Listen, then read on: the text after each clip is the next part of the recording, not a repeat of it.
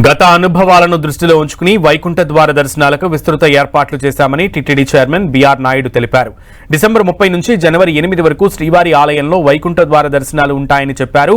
ఇక మొదటి 3 రోజులకు ఎలక్ట్రానిక్ లక్కీ డిప్ ద్వారా టోకెన్లు కేటాయించామని, మిగతా 7 రోజులు సామాన్య భక్తులకు టోకెన్లు లేకపోయినా సర్వదర్శనం ద్వారా వైకుంఠ ద్వార దర్శనం కల్పిస్తున్నట్లుగా తెలిపారు.